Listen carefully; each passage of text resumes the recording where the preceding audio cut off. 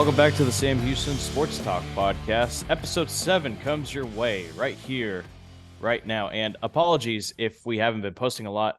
I've been busy playing too much college football. And Luke, I know you've been busy as well with other things, but we're always going to try to throw out a podcast at least once a week. That's right. Yeah, not much news kind of recently, but the news that we have is really good news, right? So a lot of good stuff to talk about here. Excited to get back in it. Absolutely. We're going to talk a bit of football, especially with how the new video game EA College Football 25 is going to help Sam Houston in the long run when it comes to marketing and exposure. And of course, we're going to talk about Walker Janek getting drafted, and 2 other Bearkats have been signed to professional teams, including one just a few minutes before we hopped on and are currently recording this podcast. We'll get to that shortly, and we'll kind of just banter a little bit. But at the end of the day, it's going to be a quick, short podcast. But of course, we will try to provide as much, insight to y'all when it comes to these sort of things. Luke, let's go ahead and get started real quick. EA College Football 25. I'm just going to say it right off the bat. It is one of the best games ever. I personally have not played a football video game since like Madden 21 or something like that. It's been a while, to say the least, because I got tired of the Madden games. But Luke, as a Sam Houston alum, as someone that has seen a lot of the football games, that's been to a lot of the football games, that experienced their first year in FBS, this video game, how it portrays Sam Houston, you could tell that a lot went into the game. It just has so much into it. Like it still has the track in it, which it's expected. I think Sam Houston, the university and athletics department themselves, doesn't want their new field to get spoiled by the video game. I think they want to wait until it's fully revealed. Like it might be a whole thing with that. They got the prison in the background. You can see it. You can see all sorts of buildings. They got the field house right. They got the press box right. The details and everything. The only thing they don't have is the blue that goes along the red zone areas, sidelines. They replaced that with gray, and it runs all the way down the sidelines. Overall, this is a great way for Sam Houston to get exposure outside of Huntsville, and especially in the world of video games. Oh yeah, for sure. And I mean, this game has been in being talked about and thought about, and everyone's always been looking forward to the next NCAA game, right? And finally, 11 years later from 2014, here we are, and to see Sam Houston in the game. And you talk about all the detail that's gone into it. I have yet to play the game. I have yet to buy the game, which I will though here pretty soon within the next few days. I'm excited to go get it, but yeah, you can just see, through the entire landscape of college football, everyone is so happy to see not just this new game, but all these new teams like Sam Houston, like James Madison, Kennesaw State, right? All these new teams that a lot of people just don't have much eyes on because they haven't seen them ever. We've been able to see them and get to know all these other teams, but all the detail that's gone into the game. I mean, you talk about it, the field house. You can even kind of see the college background where you can see the art building. You can kind of see the library in the back. Even Don Sanders is kind of there too, and a very little bit of it. Maybe it's a softball, or I think maybe, I don't know. But could see the weight room area.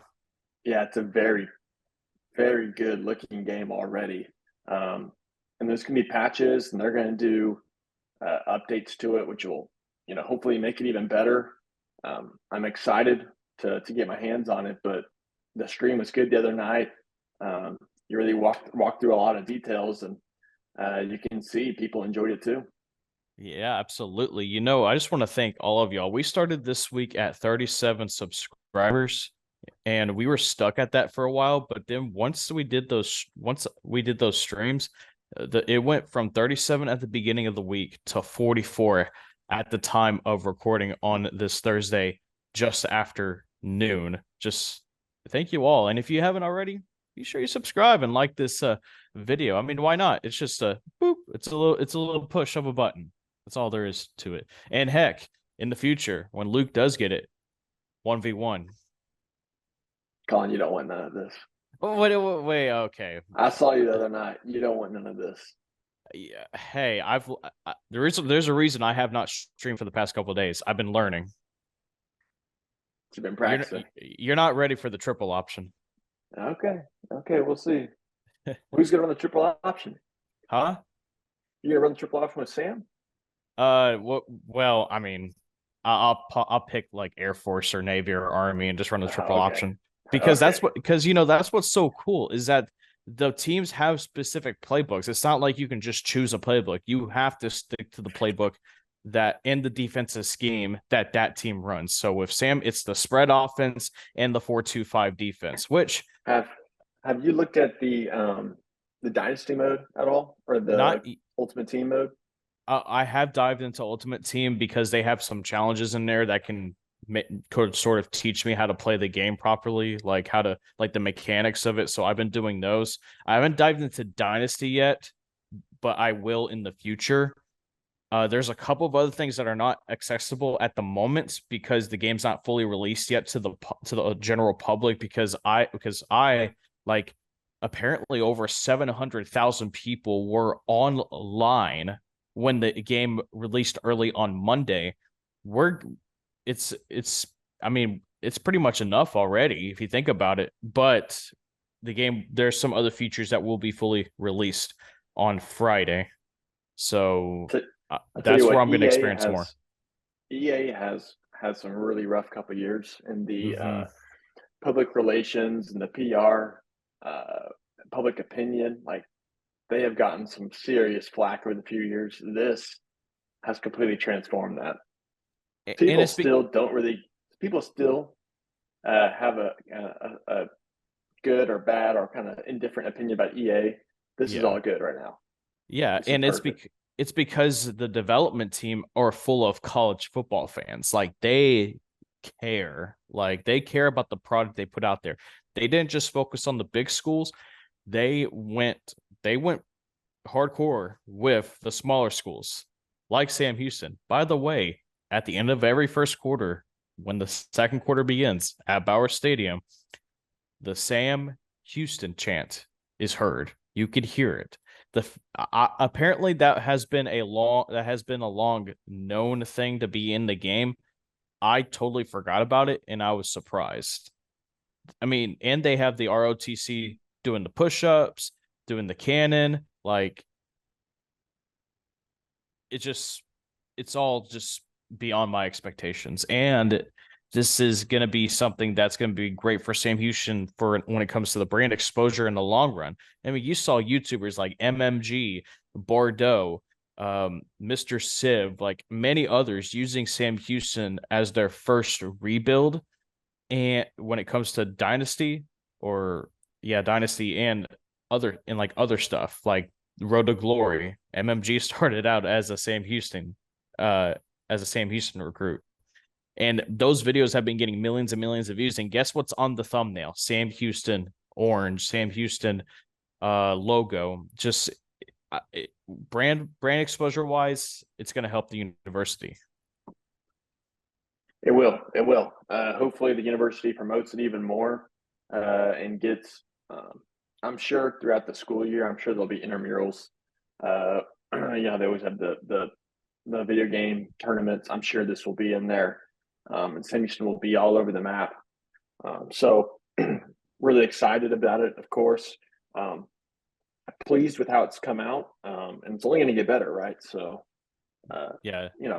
great. It's great. It really is. I mean, it's a lot. It's highly anticipated for years and years and years. And finally it's here. And hey, the response to it is overwhelmingly.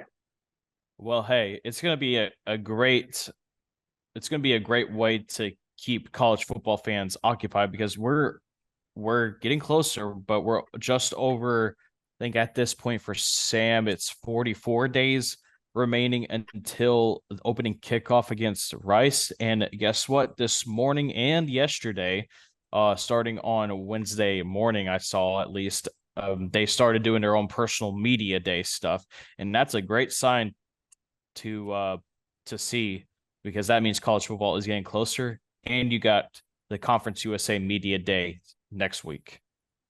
It builds hype. It builds just kind of momentum for fans, but also the players and coaches, right? Kind of getting back into that game mode. I mean, they've been practicing now, and you're kind of in that, right? And kind of an off season of practice. But now, you're getting towards August. Hey, it's starting to get time now to really, get in that shape and get in that mindset that we're going to battle here pretty soon. So, I like to see all the media day stuff on the Twitter and Instagram and all over Facebook. I love to see that. And, Conference USA Media Day coming up too. So, lots of hype, right? Yeah, we're going to talk more about Conference USA Media Day next week. We might have a special guest who will be attending Conference USA Media Day next week come on and tell us his thoughts about it.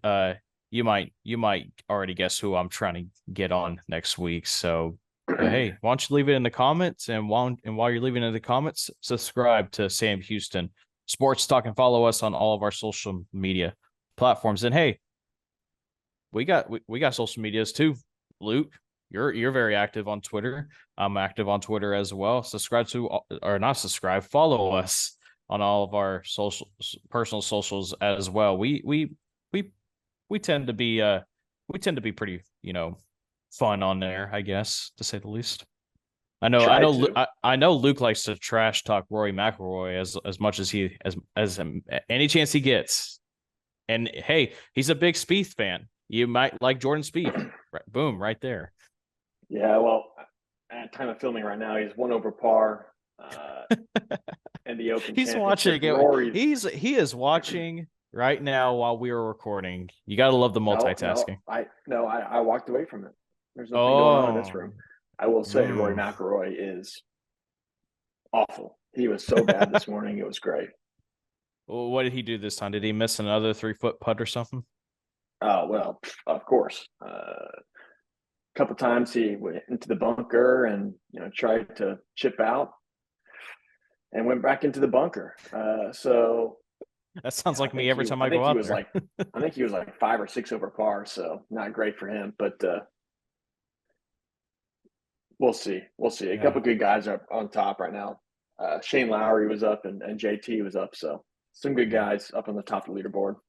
Hitting out of a bunker and then hitting into another bunker sounds like what exactly happens to me every single hole. So Collin, over there in Scotland with like 25-mile-per-hour winds. Yeah, I'm losing all my golf balls immediately. All right, let's transition to the baseball diamonds once again.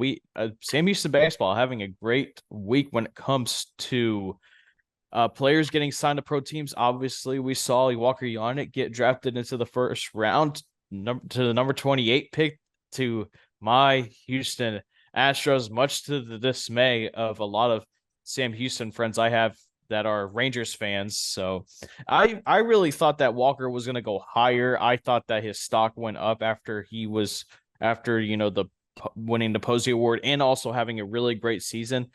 I was getting worried, Luke, because I was watching on ESPN and they had the top 10 best available picks. And then they had the catcher from Cal and the catcher from Stanford before Janek. And Janek completely jumped him and got drafted at the 28th pick. Yeah, you're happy for the guy. My Ranger heart just kind of hurts right now because of that. But like I did say before this, I was like, I just hope he stays in Texas. Like that would be great. Yeah. He's staying close to home, which is always good too. A great player. It just sucks because the next pick or whatever pick it was, 2 picks after Houston, the Rangers select a catcher. And so you just know Janek was right there for us for the taking. And literally, I tweeted something. It was like, Yannick's dropping, please, Rangers. And literally 30 seconds later, Astros picked him. And I was like, but no, super happy for him, right? Super happy for the Absolutely. program, for Sam Houston. Only team in the state of Texas to have 2 first-round draft picks in the last 4 years, right? Hmm. I saw that post. That just shows the quality of players that not only have we been recruiting, but also have been able to, uh, develop within here at Sam Houston. So, uh, just beyond excited for him, beyond excited for the program. And it's great exposure for us as well, and to see a couple other guys get draft or to get picked up, uh, after the draft is always good too. Yeah, Michael Watson signed an undrafted free agent contract with the St. Louis Cardinals. He was recently at Kansas City playing with the Monarchs, and he was doing very well over there. So that must have boosted his stock up a little bit. Of course, not to get drafted, but you know, I mean, the later drafts are like filler to like bring in that minor league depth. But I think the Cardinals have had their eye on Watson for a while. He does get up. He's a lefty that gets up to the low 90s. Has really good secondary stuff. I think he can definitely thrive in that Cardinal development system, especially when it comes to the pitching. And then just a few minutes before we started recording, Logan Hewitt signed a free agent contract with the Toronto Blue Jays, and Hewitt declared for the transfer portal after the season was over and was committed to the Sooners of Oklahoma. But according to Kendall Rogers, it seems like of D1Baseball.com, it seems like that Hewitt will bypass going to Oklahoma and go straight to the pros. Yeah, I don't blame him. I'd rather go play for an organization rather than Oklahoma any day of the week. No one wants to live in Norman, Collin. Nobody wants to live in Norman. I've But never I've never been to Norman, I mean. I've never been there. yeah, well, you just drive right through it. That's the best part. I heard Tulsa was the worst city. Yeah, Tulsa has a lot of the gang issues there. I think. Oklahoma City's pretty nice, but yeah, Tulsa I think is the gang city. Anyways, I would love to go to Oklahoma or Oklahoma State football game. yeah, up in Stillwater, my family's been up there uh, when Baylor played them a few years ago, 2014, I think it was, or no, 2013, 2013. Anyways, no, good to see a couple other guys from Sam, get picked up. The Cardinals always have a good organization. I mean, they're one of the premier, minor leagues. It feels like every year they just got more and more guys coming through, and it's good to see a couple Bearkats, you know, fixing to add their names into the pool of many talented baseball players, and hopefully they get going.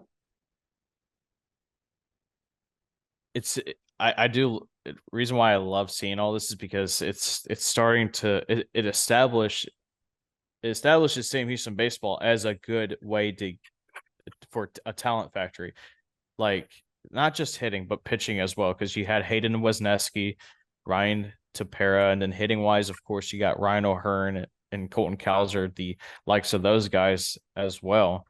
So this is a big deal because it's gonna make wanting to come to Sam Houston if you're a guy that wants to transfer to a school where you will get uh innings or at bats. Guess what? Go to Sam Houston. They've shelled out a lot of draft guys over the past couple of years. I mean, that stat again, Luke, like you said it, 2 first-round picks over the last 4 years, the only Texas school, and you're going up against the likes of Texas A&M, TCU. Let's throw them in there as well. Yeah, It's Tech. it, yeah, and Tech too. I mean, Sam Houston is continuing to establish itself as a mid-major baseball powerhouse. We're probably not going to be there for a bit, probably next year, depending on who we get in the transfer portal and how good these freshmen do and how good the freshmen that were here last year into their sophomore year. I think next year baseball is going to be very interesting to watch because you're not going to have Walker Janek anymore. It's going to be interesting who the catcher is next year. But in the long run, Luke, this is really good for trying to get good players to come to Sam Houston recruiting, in another word. I mean, it's not just those guys. I mean, Wischkowski, he's with the Giants, I believe, Yes. right? Yes, And and then Redfield. Redfield.